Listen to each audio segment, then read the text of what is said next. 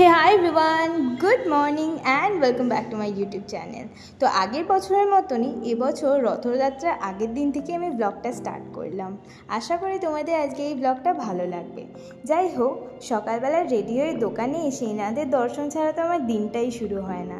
তারপরে একটুখানি ক্যাট মেরে দোকানদারি করে বেলাবেলি করে আমি আর বাবা বেরিয়ে পড়লাম ব্রাবন রোডের দিকে, কারণ মেন ব্রাঞ্চে কিছু কাজ ছিল আমাদের। আর এই সেই রাস্তা, বৃষ্টি হলে এই রাস্তাটা যেন আরও সুন্দর লাগে, কারণ গাছপালা তো প্রচুর, তাই জন্য সবুজটা যেন আরও সুন্দর লাগে। যাই হোক, দেখতে দেখতে এখানে আমরা মেন ব্রাঞ্চে চলে এলাম। আর এই যে স্কাই ব্লু কালারের গাড়িটা দেখলে, ওইটা করেই আমাদের মাল ডেলিভারি হয়। চলো এবার ভেতরটা এসে দেখে নেওয়া যাক নতুন কী কী আছে। তবে সেরকম কিছু একটা দেখলাম না নতুন, কারণ বাজারটা খুব একটা ভালো যাচ্ছে না।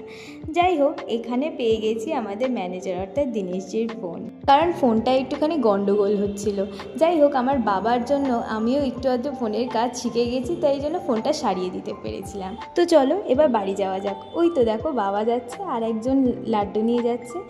ওই লাড্ডুটারই আর কি অর্ডার ছিল, আর্জেন্ট দরকার ছিল বলে বাবা আর আমি আনতে গেছি। আমরা যতক্ষণ মেন ব্রাঞ্চে ছিলাম তারই মাঝে এক পশলা বৃষ্টি হয়ে গেছে। আর দেখো রাস্তাটা কি সুন্দর ভিজে ভিজে হয়ে আছে। আর এই যে ব্রিজটা দেখছো, এটা হচ্ছে সুইং ব্রিজ, আমাদের এখানকার খুবই ফেমাস একটা ব্রিজ।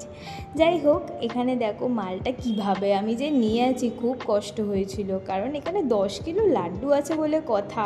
প্রচণ্ড পা ব্যথা করছিল, তো বসে থাকতে অসুবিধা হয়েছিল। অবশেষে বাড়ি পৌঁছালাম। আর এখানে দেখো কত খাবার দিয়েছে দীনেশজি। আমি মেন ব্রাঞ্চ ভিজিট করব আর দীনেশজি খাবার দেবে না, এটা হতেই পারে না। এখানে ছিল হচ্ছে 2 প্লেট পাওভাজি আর 3টে লস্যি ছিল। আর এখানে আমি অর্ডারটাও রেডি করে রেখে দিয়েছি।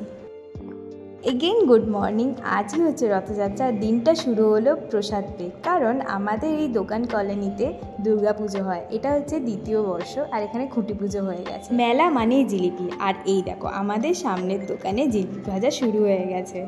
নমস্কার, সবাইকে জানাই শুভ রথযাত্রার প্রীতি শুভেচ্ছা অভিনন্দন। আশা করি তোমাদের আজকের দিনটা খুব ভালো কাটছে। আর প্রার্থনা করি মহাপ্রভু জগন্নাথ দেব যেন তোমাদের সবাইকে খুব ভালো রাখেন, সুস্থ রাখেন, আর তার সাথে উনি যেন নিজেও ভালো থাকেন এবং সুস্থ থাকেন। সো এরপর ব্লগটা দেখতে থাকো, আশা করি তোমাদের খুব ভালো লাগবে। বেলা বাড়তে না বাড়তে আমাদের এখানে যত বড় বড় রথ আছে সব বেরোতে শুরু করে দিল। বেশ ভালো লাগছিল, মেলাটা একেবারে জমে উঠেছিল। আর এদেরকে দেখলে আমার নিজের ছোটবেলার কথা মনে পড়ে যায়, সত্যি কথা বলতে। শুভ রথযাত্রা, সবাইকে আন্তরিক শুভেচ্ছা অভিনন্দন।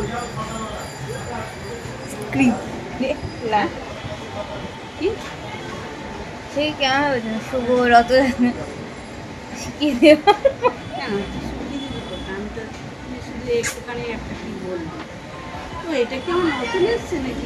তোমাদের সবার রথযাত্রা কেমন কাটলো সেটা কিন্তু আমাকে কমেন্ট সেকশানে জানাতে ভুলো না। সবাই কি জিলাপি আর পাঁপড় ভাজা খেয়েছে রথযাত্রায়?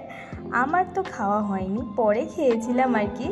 তো যাই হোক, এখানে আমি আমার ফুল লুকটা দেখিয়ে দিলাম। এই ড্রেসটা আমার খুব পছন্দের। তো এরপরে আর কি করব ভেবে উঠতে পারছিলাম না বলে মাকে বললাম যে চলো বাবা এলে আমরা একটুখানি আমাদের ফ্ল্যাট থেকে দেখে আসি মেলাটা ওপর থেকে কেমন লাগে। তো এইরকমই আর কি লাগছিল।